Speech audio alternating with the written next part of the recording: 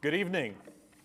I'm Larry Taunton, Executive Director of Fixed Point Foundation, and we welcome you to tonight's debate. The resolution being debated this evening is Atheism Poisons Everything. Now again, this is the resolution. This is the question being discussed. It is, of course, a play on the title to Christopher Hitchens' best-selling book, God is Not Great, How Religion Poisons Everything. Arguing the affirmative of the resolution is Dr. David Berlinski, a scientist, professor of mathematics, and author of many books, most notably The Devil's Delusion, Atheism and Its Scientific Pretensions, which is available in the lobby, and afterwards there will be a book signing, so you'll have the opportunity to meet Dr. Berlinski.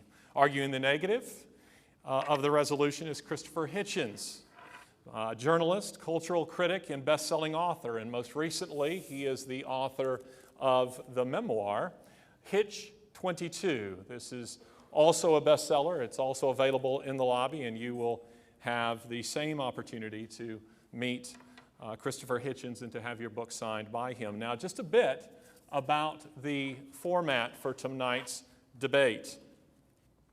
First of all, there will be 12-minute opening statements by each of these men.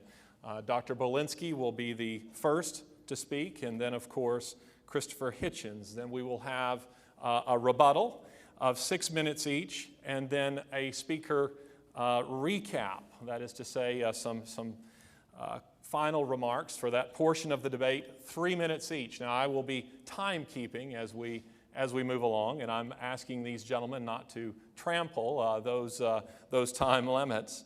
And then we will move into a question and answer time. I have some questions here which have been submitted, and I will read them to the two of them, and then I will signal them at the end when they have received their last question that they should then give some sort of closing statement. And since Dr. Berlinski is going first, he will have the opportunity to go last. So that being the case, we will now begin our debate. And Dr. David Berlinski, please open for us. Thank you all very much for being here.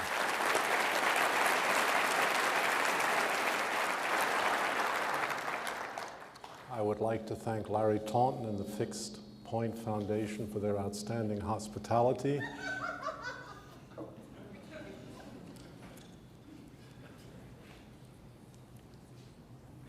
And to Christopher Hitchens, Landsman, my pleasure at being allowed to bask in the radiance of his reputation, and l'chaim. The proposition before us is atheism poisons everything. Ladies and gentlemen, I'm perfectly aware, and you should be too, that that proposition is fully compatible with the proposition that religion poisons something. Were Christopher Hitchens and Richard Dawkins tomorrow to announce that they were prepared to invade hell in order to roust a variety of pederastic priests, I would wish them well, although for reasons of personal inconvenience, I could not join them.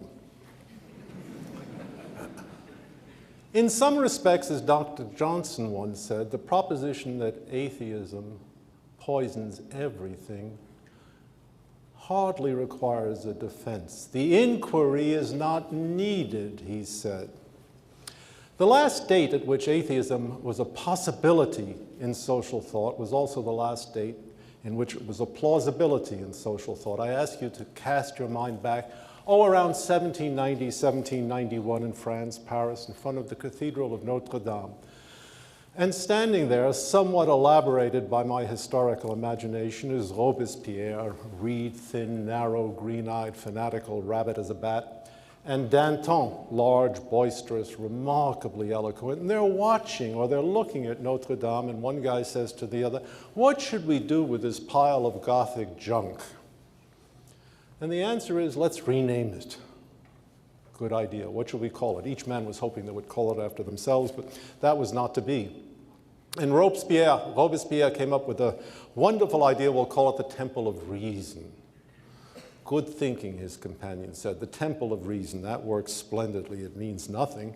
but it works splendidly. We might as well have called it the temple of evidence, temple of rationality. What should we do next, was the question. And the inevitable answer, the answer known from historical circumstances, well, let's go out and kill a whole lot of people. And that's exactly what they did.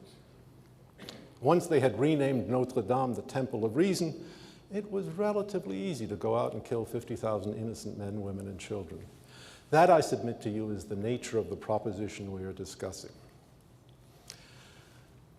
1851, 60 or 70 years later, an age of remarkable progress, enlightenment, wonderful sense of dawning material possibility. Matthew Arnold, in a poem entitled Dover Beach, reflected on the decline of religious faith in Europe, the melancholy, long withdrawing raw. He didn't see anything particularly optimistic in that withdrawal.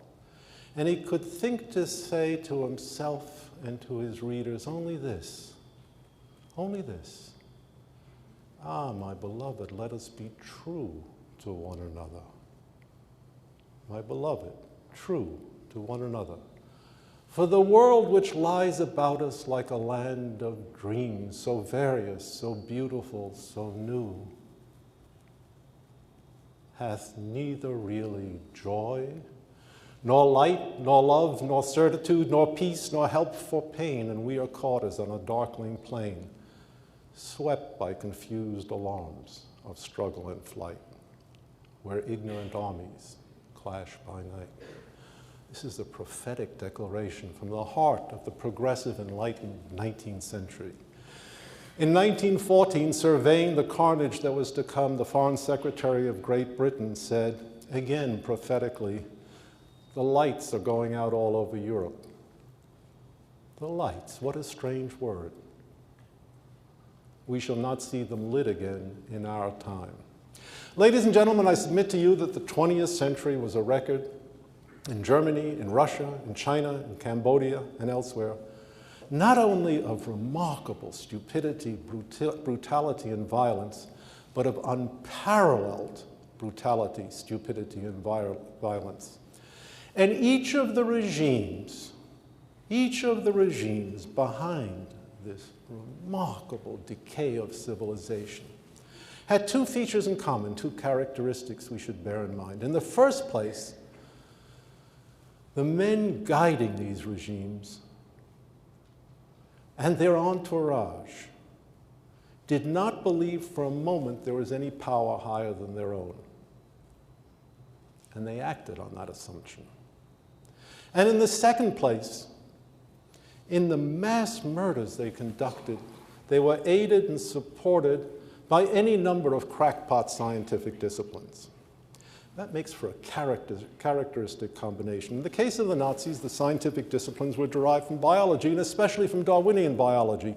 In 1937, having murdered 70,000 handicapped men, women, and children, the Nazis released a film, and on the background of the film, the narrator says in terms of solemn incomprehension, "My goodness, we have sinned against the law of natural selection." The law of natural selection. What could that mean? We have sinned against the law of natural selection. The communists, of course, had an equally crackpot theory that they derived from Marxian economics, the two crackpotteries joining in one deeply repugnant stream. As all of you know, atheism today is not simply the private doctrine of a handful of individuals. It's become a social movement. And as a social movement, it has been advanced chiefly by the scientific community, certainly in the United States, but to a large extent in Europe too. Some of this is adventitious. A few popular writers, such as Richard Dawkins, discovered that by writing books indicating that science has shown that God does not exist, well, they could make a fortune. I'm very sorry I wasn't there to join them. I didn't think of it at the time. I'm quite sure that someone now is writing a book, How Margarine Science Shows That God Does Not Exist.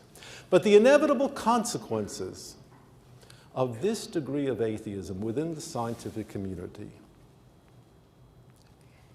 has involved a deformation of scientific thought, quite striking in its character and its extent. After all, the sciences, if we restrict our attention to the serious sciences, and those may be found in mathematics or in mathematical physics in no other place, then we must recognize that the serious sciences have nothing to say about the existence of God, either in their premises or in their conclusion. What a remarkable fact. People are writing books how physics shows that God does not exist, but physics has nothing to say about the existence of God. The aching questions that trouble the human imagination, about which the sciences, when seriously considered, are resolutely silent, these remain just where they were. And the religious tradition, especially the Judeo-Christian religious tradition, has offered a coherent body of belief and doctrine by which they can be explained. Do we understand why the universe arose 14 million? No, we don't. Do we understand why it's there at all? No, we have no idea. Do we understand how life emerged on Earth? Not a prayer right now. Do we understand the complexity of life? We can't even begin to describe a living creature in anything resembling precise terms. Recent article in Science Digest, cell division requires 4,000 coordinated proteins acting together. What a remarkable statement. What a wealth of information we possess about biology. What an abundant lack of understanding we have about living systems. Do we understand why the laws of nature are true? No, we have no idea. Do we understand the miracle of analytic continuation in physics when certain kinds of functions can be pushed forward into the future contrary to all experience? Do we understand why the universe remains stable from moment to moment? The medievals pondered this question, ladies and gentlemen, and they came to the conclusion, and I quote a medieval theologian, that God is everywhere conserving the world. What a remarkable declaration. Can we do without it? Can we do without it? Do we have an explanation for the continuity and stability of the universe? There is one paper that I know in the literature by Freeman Dyson that addresses the stability of matter. But beyond that, everything is enigmatic. How can we propose seriously and solemnly to rule out of court in advance a hypothesis that not only answers to the human heart in many respects, but that answers to genuine intellectual needs in other respects?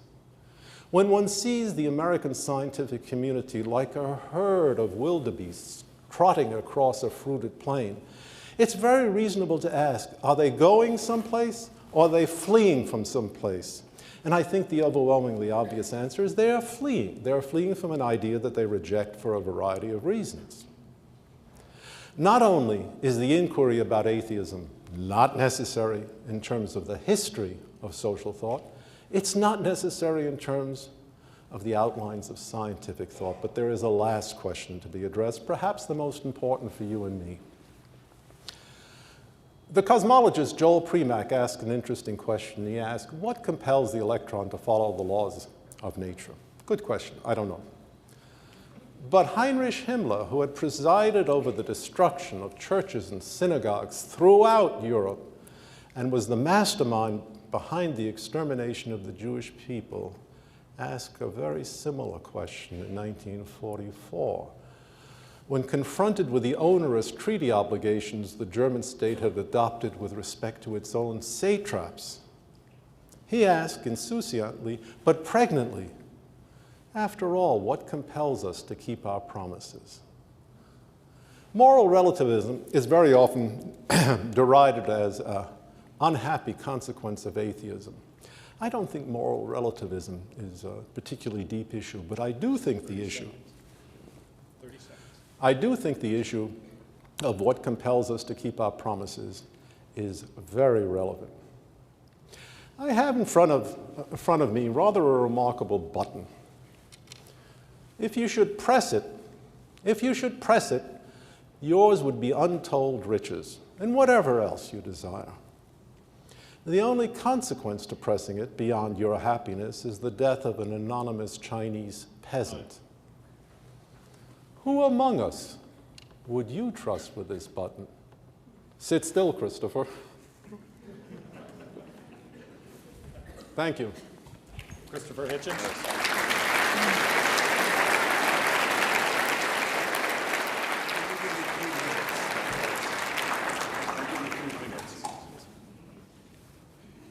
Thank you, Professor Berlinski. Thank you, Larry, for the very generous introduction. Thank you, ladies and gentlemen, for coming.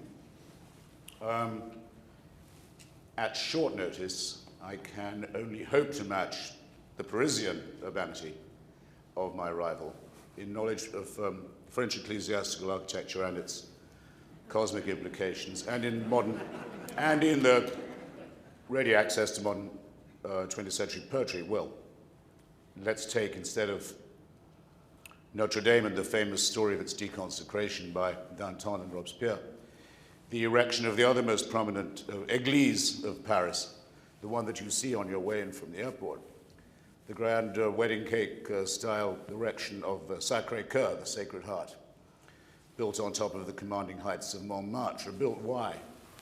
Built to celebrate the massacre of Parisian workers and intellectuals after the Paris Commune of 1871 had tried to save the honor of a humiliated France that had thrown itself officially and was thrashing at the feet of Bismarck and his Prussian invaders. Many, many more people were killed in that massacre, in that terrible reprisal, than were killed in the whole of the terror. And it wasn't enough that that was the case, but a whole church had to be consecrated by the French religious and clerical establishment and their political allies to celebrate the massacre of their fellow countrymen. Does this prove that religion poisons everything? By no means does it do so. Does it help to curtain raise and to understand the terrible century which Professor Berlinski and I have both studied? Yes, to a degree it does.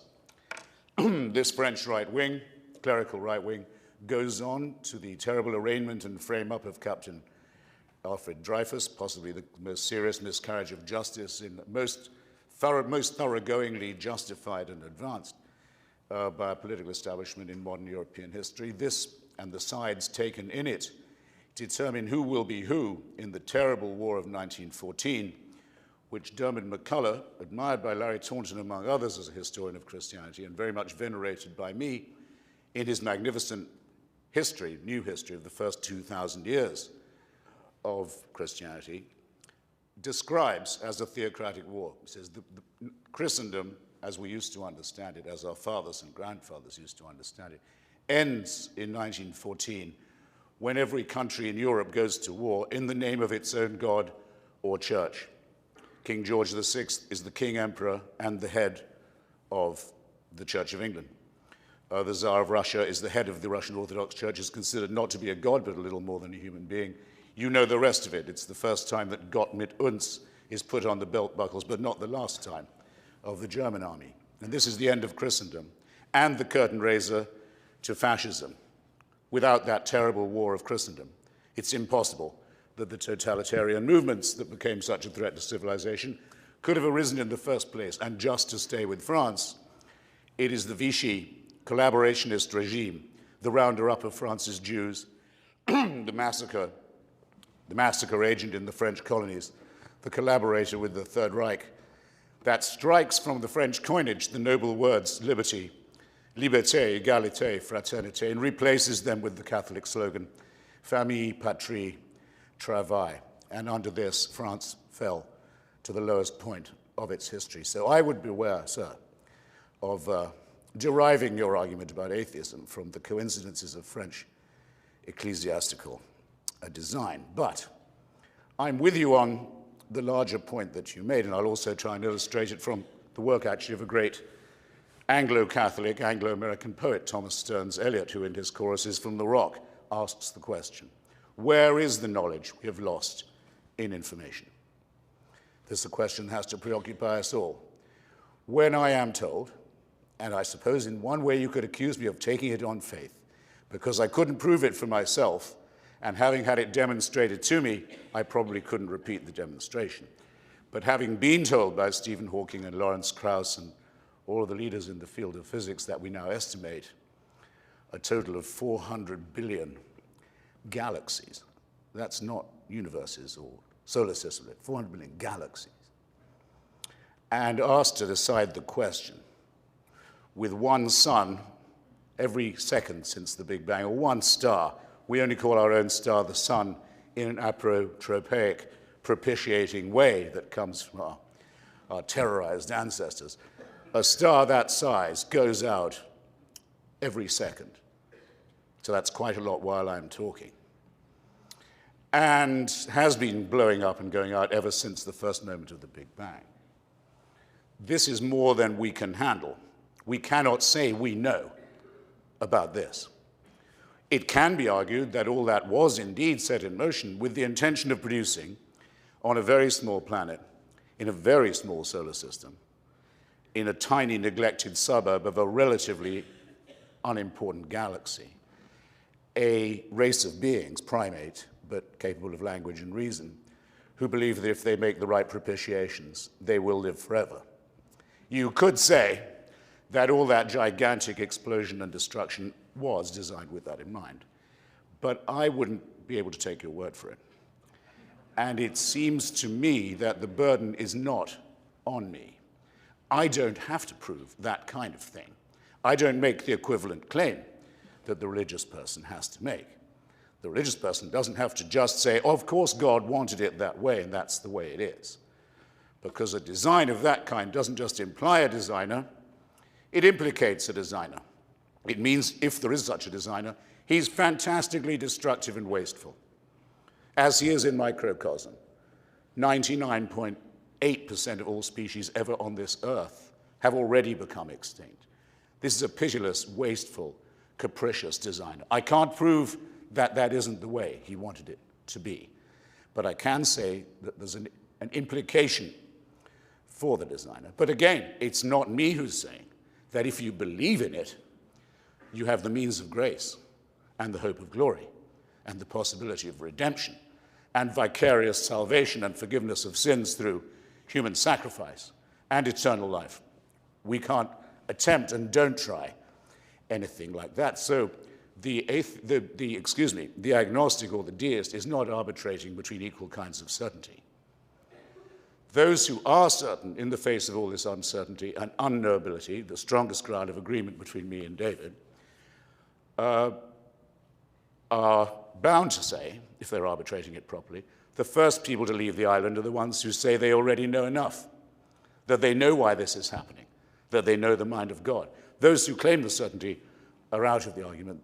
The argument then goes on between deists, agnostics, and atheists. How can we make sense of what we know, and how can we, in doing so, be true to the great principle adumbrated by Socrates, which is this: you must educate yourself by striving constantly, excuse me, as hard as you can to get to the point of understanding your own ignorance. Only then can you claim to have any acquaintance with knowledge at all. That's the appropriate and due modesty that the founder of our school of thought brought to the question. And there's no proof that Socrates ever existed. I tend to think from the eyewitness accounts and second-hand ones that he did. It would be quite hard to confect such a personality, but it doesn't matter to me whether he existed or not. We have the method. He taught us how to think. If I was to tell Larry after our drive down through Shenandoah yesterday and our joint reading of the first passages of the Gospel of St. John, that the Jesus who is so real to him is in fact, or could be proved to be, only a fictitious person, a mythical individual, it would have to ruin Comrade Taunton's day. Not just his day, his life. It would extinguish his hope. Is there not something slightly fanatical in placing such large claims, remember the size of the claims I'm talking about, 3 minutes, on such a slender and narrow basis?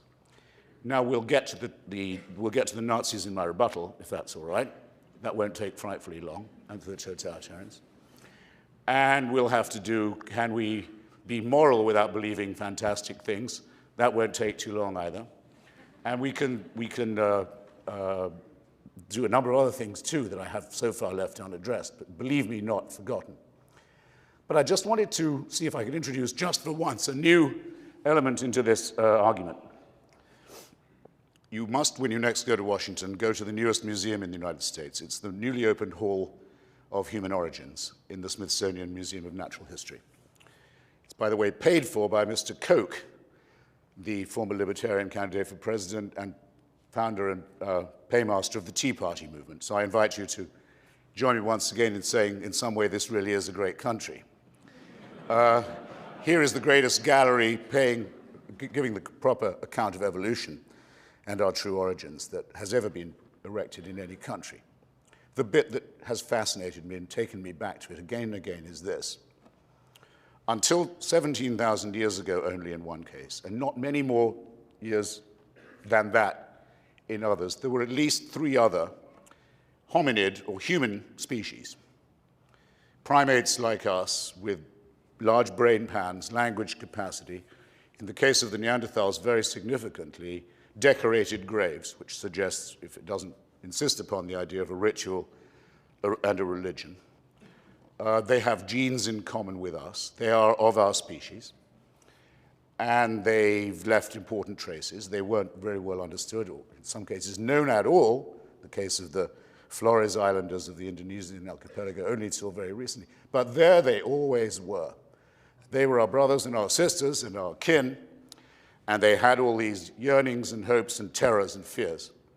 And they're not in Genesis. And they've had no one to visit their graves or do them honor until very recently, and as a result of scientific innovation and curiosity. And whatever gods they had, abandoned them. And so I just think it's worth brooding, since we talk about ourselves as the objects of a tremendous cosmic and biological process that was set in motion, supervised, and, if it's to be believed, designed, intended. I just think we should take a moment of silence and think of our fellow humans, our fellow creatures, the fellow extinct, already extinct members of our species, to whom we might spare a little thought before we go on. I'm in your debt, and I'll be back. Thanks.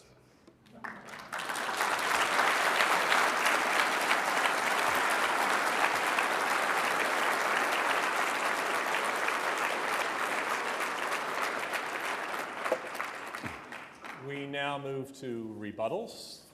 6 minutes, Dr. Berlinski. Thank you very much.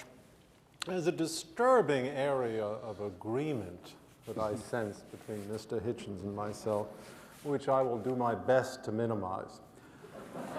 Please remember, ladies and gentlemen, that when it comes to the wickedness of religion, I have ceded the point. It's no longer argumentative. I would remind you, however, of a remark Dr. Johnson made. He made it about original sin, and I paraphrased him. He said, "The inquiry is not necessary, for all the laws of heaven and earth are unable to prevent men from their crimes." Now, Mr. Hitchens is very much in the position of someone watching a cripple walking painfully with 2 crutches, moving arduously, and saying to himself and saying to you, "I've got a great idea, kick one of the crutches away. Everything will be so much better." That seems to me a weak argument. A weak argument, not an impossible argument. I would welcome the defense of the argument. But it is no rebuttal to my position that atheism poisons everything, that religion poisons something. There are plenty of poisons in the world. We don't lack an abundance. Second point I would like to mention is this strange enchantment with the views of, say, Lawrence Krauss or Stephen Hawking. You know, Stephen Hawking just published a book, and I don't know whether any of you have yet seen it. It is, again, a book explaining how everything began, why it's there, why we shouldn't worry about God, and a multitude of other subjects. He published it in collaboration with a friend of mine, Leonard Mlodinow, and of course the lines are very deep in the bookstores. And to paraphrase the claim that he now makes, having given up A through N, he now champions something called M theory. The claim that he now makes is the universe just blasted itself into existence following the laws of M theory. The universe just blasted itself into existence following the laws of M theory. I don't deny what Stephen Hawking has said. I do not endorse it. I haven't read the book, although I've read his other books. I respect Hawking as a reputable physicist who did his great work 30 or 40 years ago. But I can tell you this, what is lamentably lacking in every one of these discussions is that coruscating spirit of skepticism which a Christopher Hitchens or a Richard Dawkins or a Vic Stenger will bring to religious claims, and that lapses absurdly when it comes to scientific claims. Surely we should have the sophistication to wonder at any asseveration of the form that the universe just blasted itself into existence following the laws of M-theory, a theory that no one can understand, whose mathematical formalism hasn't been completed, and which has never once been tested in any laboratory on the face of the Earth. Third and final point of rebuttal, the fact that the Earth, our home, is a small part of the physical universe does not mean it is not the center of the universe. That is a non sequitur. After all, no one would argue, least of all Mr. Hitchens, that the doctrine that home is where the heart lies is rendered false by distance. We should be very careful about making these claims. I agree, the universe is very big, lots of galaxies, amazing things. And there is certainly some point of continuity between human beings and the animals that went before. But as for the central religious claim that this particular place is blessed and important, that's quite different. No doctrine about physical size rebuts it. Thanks very much.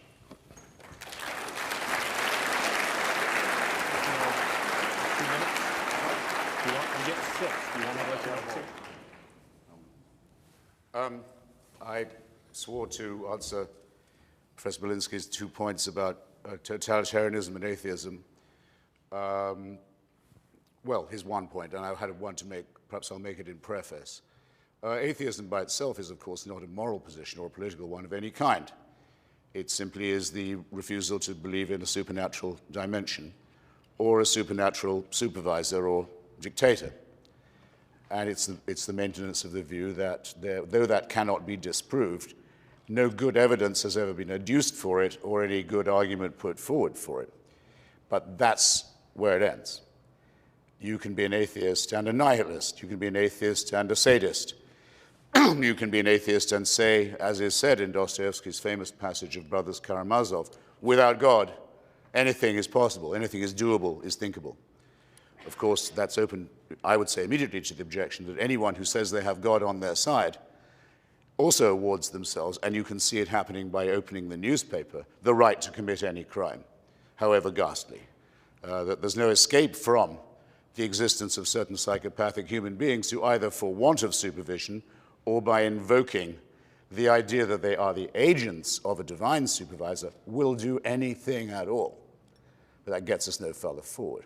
You can be an atheist and a fascist. Most fascists were actually Christian.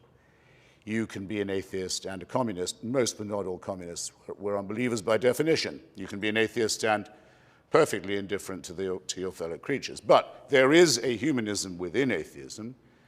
It starts, I think, with Lucretius, who put the atomic theory of Democritus and Epicurus into a wonderful poem that effectively suggested not that people were using religion as a crutch, as you so in such a domesticated and furry way put it, but that instead on a very hot day they were putting on a huge heavy overcoat and dragging a ball and chain. Oh dear, my crops have failed, I didn't make enough sacrifices. Oh God, I've had a filthy thought, now I'm going to hell. Or my children are, because I didn't baptize them. Man forged manacles of terror and ignorance and stupidity, the emancipation of which, of our species, has been millimetrically slow, but in which materialist and atheist thinkers have played a great part. Without Lucretius, you only have to read Galileo's work. He's inspired by the work of Lucretius. He considers himself to be very lucky to possess one of the very few copies of Lucretius's work that was not destroyed in the Christian centuries, in the hope of putting an end to such terrible, unwise speculations as that, as so much of Galileo's work was either destroyed or censored. On the slow, the thread is passed on. It's picked up by the greatest Jew who ever breathed, Baruch Spinoza, changing his name later after his excommunication from the synagogue to Benedict, who said if there's a God, he's pantheistic, he's in nature, there's no personal God. Prayers are not answered, divine interventions do not occur. The consolations of philosophy must be resorted to. From him and people like him, we get the Enlightenment in which not only Danton and Robespierre, ladies and gentlemen, have their share, but Thomas Paine and Thomas Jefferson and the founders of this Great Republic and the Philadelphia Enlightenment. This is not a tradition of which anyone on my side need be ashamed. And of course, not all of it is atheist, some of it is deist, but it becomes more atheist as Darwin and Einstein and others approach us with their mind-boggling, almost one wants to say mind-altering findings. And you perhaps will say it's a coincidence that Einstein is expelled by the Third Reich, along with anyone else who understood anything about biology or physics. As practitioners of Jewish science, I'm sorry, the area of agreement has just contracted, sir. For you to say of Nazism that it was the implementation of the work of Charles Darwin is a filthy slander, undeserving of you, and an insult to this audience. Darwin's thought was not taught in Germany. Darwinism was derided in Germany, along with every other form of unbelief. All the great modern atheist thinkers, Darwin, Einstein, and Freud, were alike despised by the National Socialist regime. And there is, it said, I believe it to be true, a misprint in one German edition of The Origin of Species, from which the full statement that evolution requires the survival of the fittest is taken, a statement never made by Darwin, who, as anyone knows, says that adaptability is what is likeliest to give survival or luck or advantage, we'd better say, in the struggle. Now, just to take the most notorious of the 20th century totalitarianisms, the most finished example, the most perfected one, the most ruthless and refined one, that of National Socialism, the one that fortunately allowed the escape of all these great atheist thinkers and many others to the United States, country of separation of church and state that gave them welcome. If it's an atheistic regime, then how come that in the first chapter of Mein Kampf, Hitler says he's doing God's work and executing God's will in destroying the Jewish people? How come the Führer oath that every officer of the party and the army had to take, making Hitler into a minor god, begins, I swear in the name of Almighty God, my loyalty to the Führer? How come that on the belt buckle of every Nazi soldier it says Gott mit uns, God on our side? How come that the first treaty made by the National Socialist dictatorship, the very first, is with the Vatican, exchanging political control of Germany for Catholic control of German education? How come that the churches celebrated the birthday of the Führer every day, every year, I mean, on that day, until democracy put an end to this filthy, quasi-religious, superstitious, barbarous, reactionary system? Again, this is not a difference of emphasis between us to suggest that there's something fascistic about me and my beliefs is something I won't hear said, and you shouldn't believe. Thank you.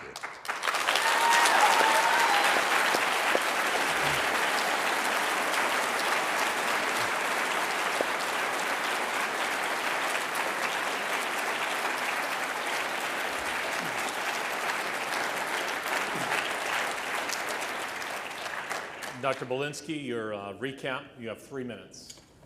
Thank you.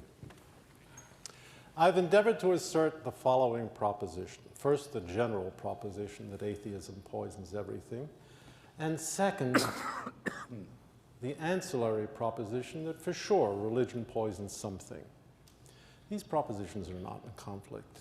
And at the beginning of the discussion, I said they weren't in conflict. So asseverations to the contrary introduce into this discussion neither interesting evidence nor a valid argument. In terms of the social history of atheism, it seems to me, when I began this debate, and still seems to me now, overwhelmingly clear that while Nazism in Germany, communism in Russia, communism in China even, communism in Cambodia certainly had religious elements, who would deny that? Why is that an interesting claim? The governing apparatus of ideology, no matter what Hitler had to say about his devotion to a warrior like Christ, involved the proposition among those who ruled these states and their entourage that no power was greater than their own. They acted on that proposition. They were restrained by nothing, and we saw the consequences. Now you may say, and perhaps say truly, that in their heart of hearts some Catholics adopted the rituals of the SS and took communion after an especially arduous day murdering innocent women in the fields of Poland could be true. I don't deny it. But what we must ask ourselves, if this is to be an intellectually serious discussion, is not whether there were infiltrations of religious thought in the worst tyrannies of mankind. Of course there were. That goes without saying.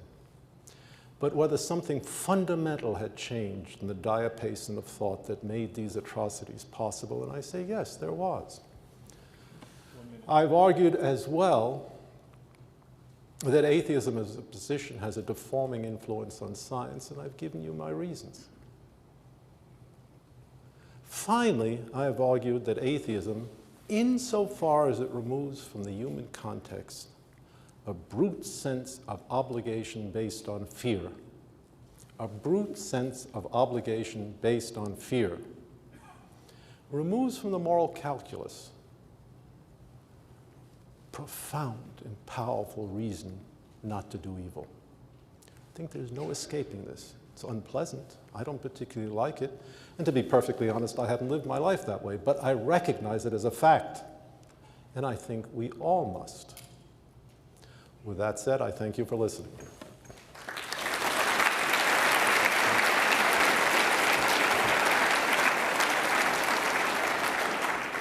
3 minutes. Well, I think perhaps I could help close the gap a little, the gap that Professor Berlinski complains of in my closing remarks.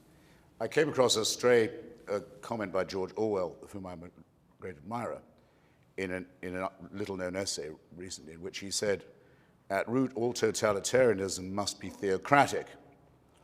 And I thought of my most admired author, that's rather stretching it. It's certainly possible to admire totalitarianism, to identify totalitarianisms that are not explicitly religious.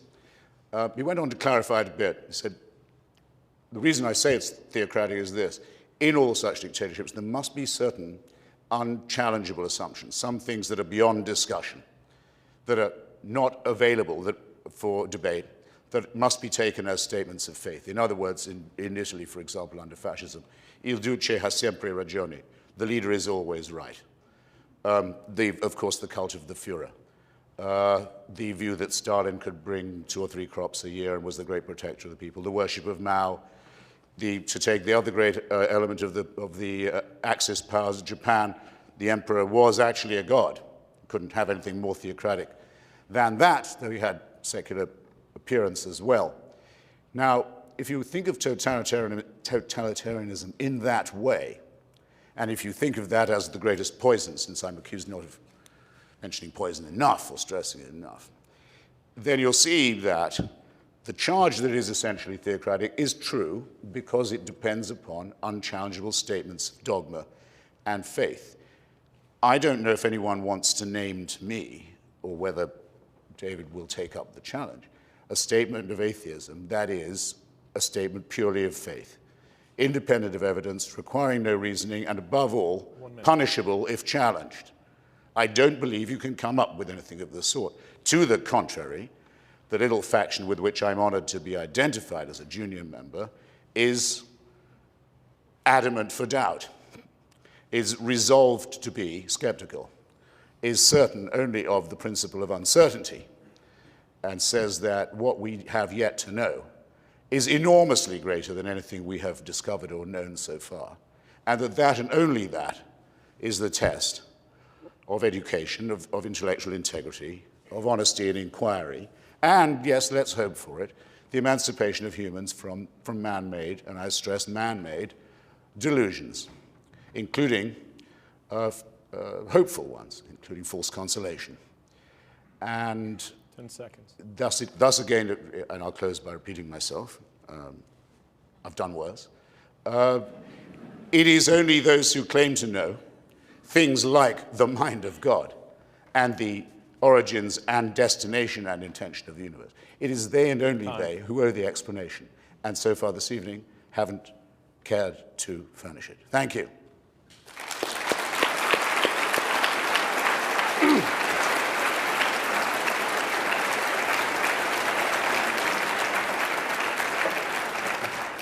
We now move to the question and answer time of this evening. And we begin with Christopher Hitchens. And Christopher, your first question, what are the weaknesses of Pascal's wager? Well, sometimes known, by the way, as Pascal's gambit, which is, I think, a suggestive coinage. For those of you who don't know, or who might be watching and for whom this is new, I'll just state it, I hope not too crudely. Blaise Pascal, who was one of the founders of probability theory and a great mathematician and a great Catholic apologist of the 17th century, phrased it like this. He was addressing the people he called those who are so made that they cannot believe. That's me, for example.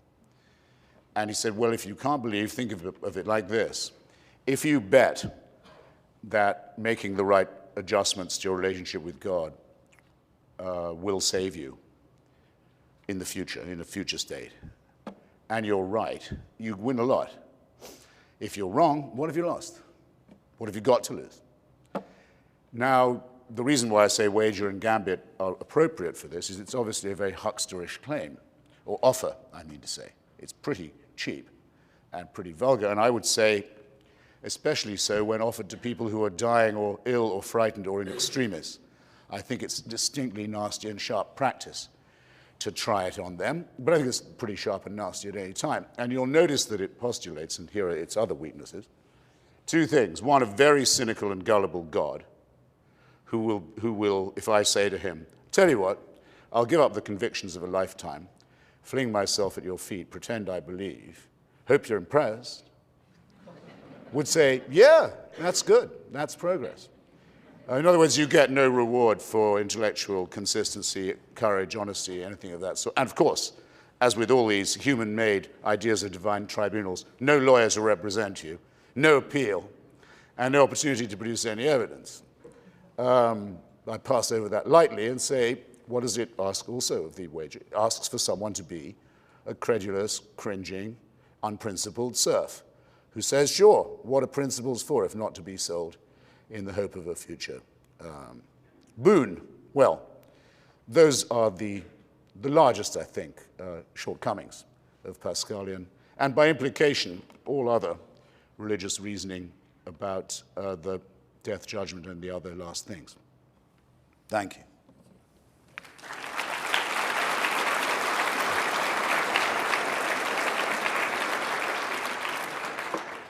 Dr. Berlinski, what are the strengths of Pascal's wager? There are none. Very good.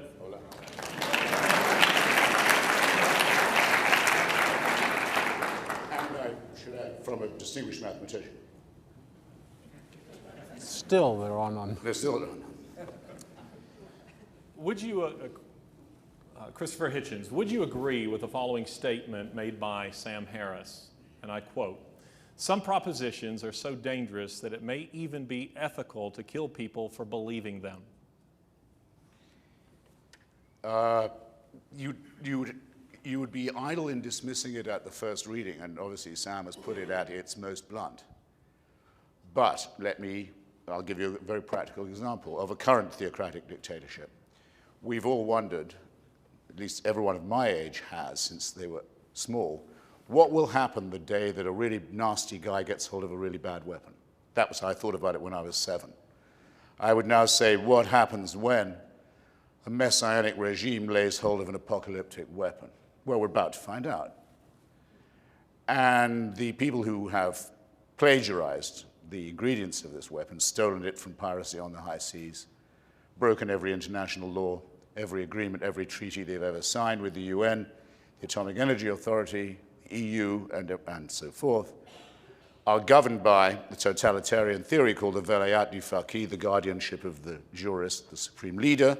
Notice that again, another supreme leader, another divinely inspired dictator whose word can't be challenged and who wants to bring on the end of days. It's not the least of my dislikes of religion that it has openly or covertly an expressed wish, a clear one, for the end of the world. It doesn't like this world, wants it to finish. People who are in the process of acquiring the secular weaponry with which to bring about genocide, deserve, I think, to have their ideology treated as toxic and its characters as dangerous vermin, 30 and seconds. as, like pirates and terrorists, people who it is lawful to destroy. Yes, so to that extent, I'm with Sam, sure.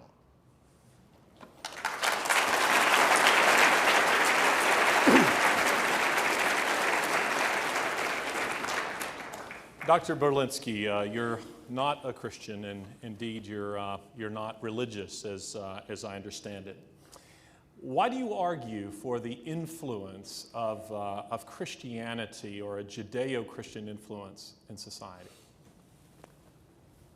I presume you're not asking that in the hopes of a personal declaration. I mean, I argue for a great many things, and my personal involvement in topics for debate is variable. This particular question strikes me as more important and more demanding of a personal involvement than most. I think the issue is tremendously significant. I think if we're honest about the times in which we live, it's quite right what Matthew Arnold suggested. The sea of faith has been receding under the power of a variety of forces, and the results have, in a certain way, been catastrophic for the human race. I should not say that a secular Jew has a remarkable degree of authority when it comes to discussing these events. After all, I have lived my own life under the impress of the maxim to have a good time all the time. But on the other hand, it doesn't hurt to hear these words from someone such as myself, because at least you are hearing these words for someone with no conceivable bias in their favor. I count myself as an objective observer of the circumstances. So perhaps that's the only reasonable answer I can give. These are important questions. They've had horrific consequences in human history. They continue to have horrific consequences, especially in intellectual history. And in response to why should it be that a secular Jew opens his mouth on questions pertaining to the Christian religion? 10 seconds. It's a big tent. I'm presuming I will be welcome. Thank you.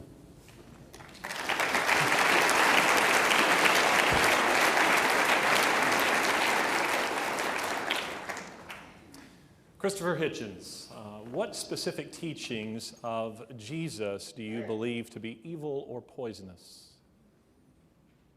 The concept of vicarious redemption is the most repulsive, I think, and the most central. I mean, I could pick a lot of peripheral utterances of the Nazarene, or alleged utterances of the Nazarene, but the inescapable one, the one that none of his followers troubles to deny that he made, is the idea that by throwing your sins onto somebody else, onto a scapegoat, you can have them annealed, polished. That is a disgusting and immoral doctrine. If I care for you enough, I can pay your debt, even if you incurred it out of your own stupid irresponsibility. I could, if I wished, and it's been done, offer to take your place in prison, though not many people will allow the exchange, or if you were a hostage. I could do that if I loved you enough, and there are examples of people willing to put themselves forward as the substitute for someone's execution. I suppose Sidney Carton in A Tale of Two Cities is the best-known folkloric one, but you cannot relieve people of their responsibility. And it's immoral to offer to do so, and it would be disgusting if it could be done. So the moral rot of Christianity is, I think, exposed in its central doctrine of vicarious forgiveness. It's an abdication of moral responsibility. I think the idea of taking no thought for the morrow of the instructions are, abandon your family. If you don't, you are one who hates me. Give up investment, thrift, any thought of a future, children, architecture, anything of the sort. Forget all that and follow me is moral only on one condition, and it's the condition I referred to before, that the world is about to come to an end, and that only those who stick by me, a familiar trope from deluded prophets throughout the ages, are going to get out of it. Again, I would say a multiply wicked thing to be saying and offer to be making. We would be so much better off without this cult. We would think so much more clearly about the real moral questions that confront us. Thank you.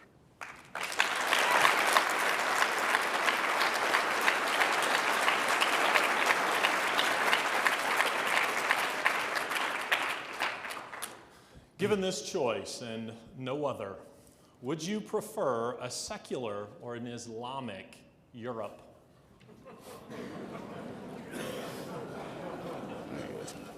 What, my dear sir, makes you think it's a choice right now? Large portions of Europe are already Islamic. I mean, how would I adjust the European continent? I have no opinion. Why should I judge the European continent? As far as I can tell, having conducted a relationship with the Arab community for more than 11 years, I have no objections to Muslims in Europe. Oh, David, do you mind if I breach convention to one degree and Cigarette? say why I think you could have answered that better? Sure. I mean, because it implied in your view that atheism poisons everything is it not, and I think this was the intention of the question anyway, that I'd be better off as a Wahhabi than I would as an atheist. Now, what Larry, I think, was trying to ask you is, do you seriously maintain any such thing? You mean with respect to Europe? Would Europe be better religious but Islamic or without God? Is, I think, the question, is it not? And I miniaturized it for myself. I invite you to take another run at it. Yeah,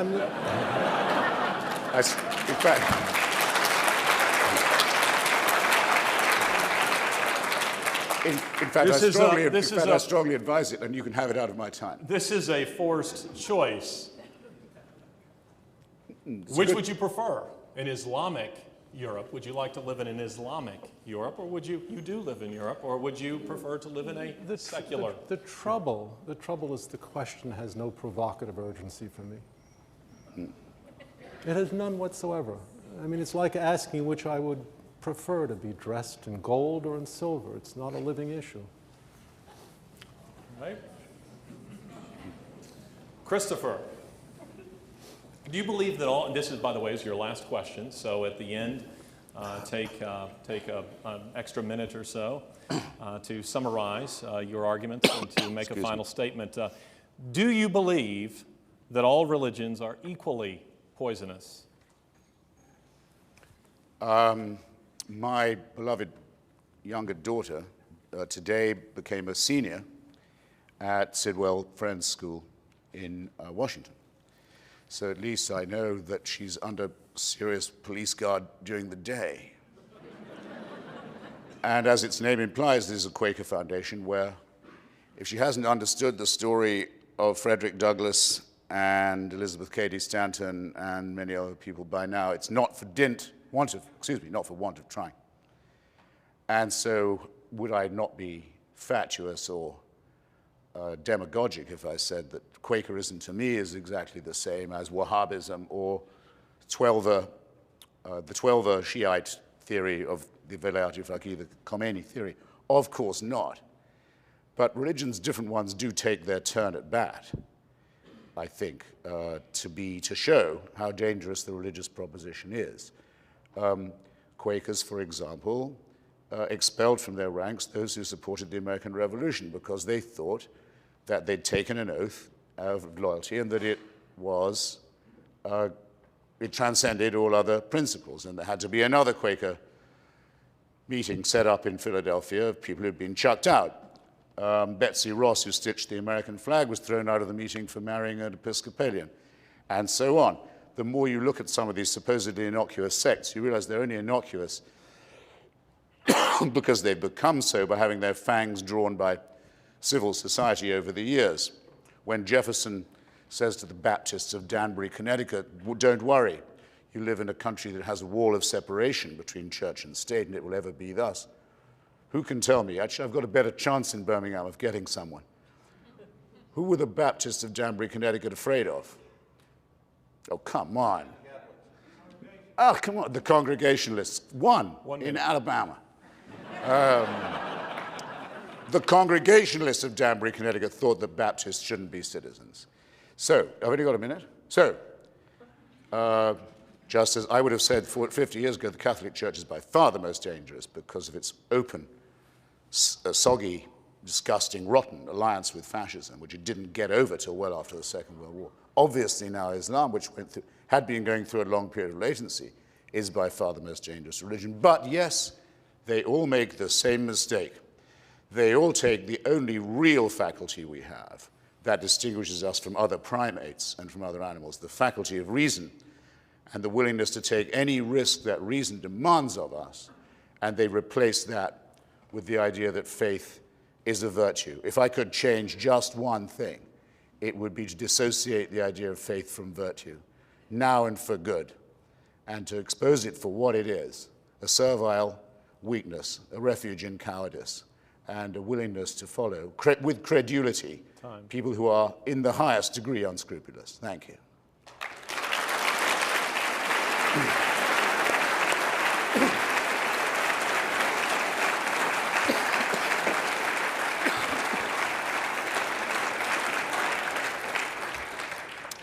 Your final question, and at the end, you may summarize your arguments. What is one to make of the claim, or rather, what do you make of the claim that science and Christianity are in opposition to one another?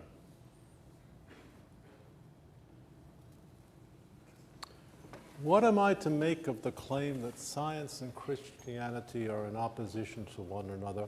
I would need to hear the claim reticulated properly. To claim a point of opposition in general seems to me unhelpful. To claim points of opposition in particular seems to me rather more reasonable. In its largest aspect, Western science is, of course, an outgrowth of the Judeo-Christian tradition, especially to the extent, and perhaps only to the extent, that it is committed to the principle that the universe, the manifest universe, contains a latent structure that can be discovered by the intellect of man. I think this is true. I don't think this is very far from Gerard Manley Hopkins' declaration that the world is charged with the grandeur of God. They represent rather the same position in the world of thought. The world is charged with the grandeur of God, therefore it can be rationally comprehended. Please notice, this is very different from a Muslim claim. It's very different from the Islamic tradition, in which God is assigned rather a capricious role. There is a reason that Muslim science, so fecund and glorious in the 10th, 11th, and 12th century, did come to an end unceremoniously.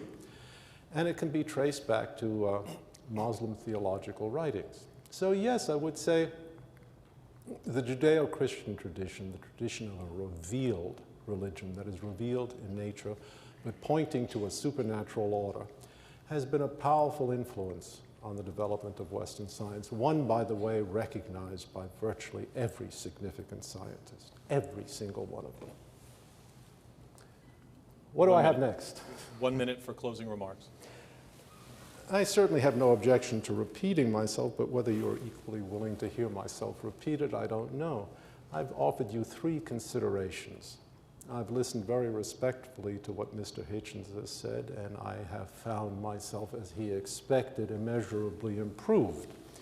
However, I have heard nothing that discourages me or dissuades me from affirming the propositions that I have affirmed. The influence of atheism, even though religions have done dreadful things, has been poisonous for at least 300 years, and especially poisonous in the 20th century. Second, atheism is a position in thought, a dogmatic position in thought, an asseveration that there is no God, has had a deforming influences on the sciences because it leaves open unanswered questions that press on the human heart. And third, that atheism inevitably, in the moral sphere, leaves unanswered the question, what obliges us? What forces us? Not what persuades us, what forces us to behave as we should. Time. Thank you.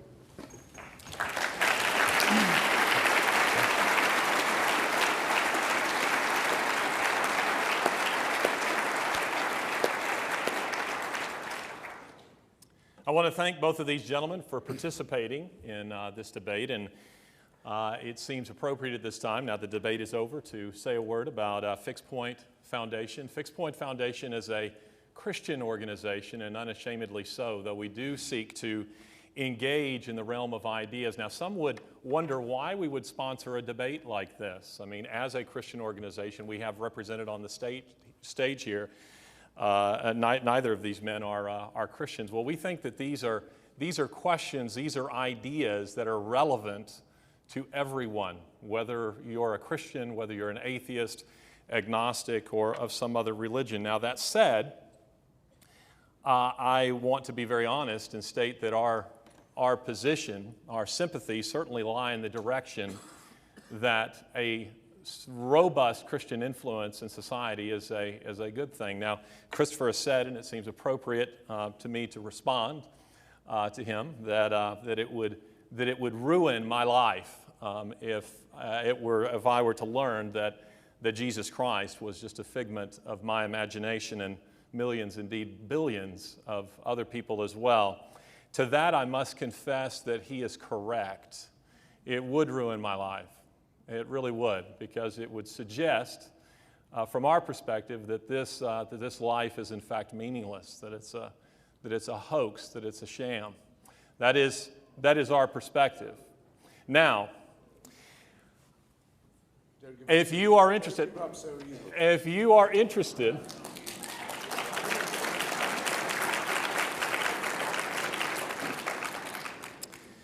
if you're interested in knowing more about Fixed Point Foundation, then certainly you can find that about us on the web. This particular debate will be aired on C-SPAN, and I'm not sure of the dates or times of that, but I think it'll be aired a number of occasions, so you can find it there, and you can certainly find it on our website as well. And we also want to welcome, somewhat belatedly, 60 Minutes, who is here, and they are doing a piece on Christopher Hitchens. So please join me in thanking these men for their participation this evening.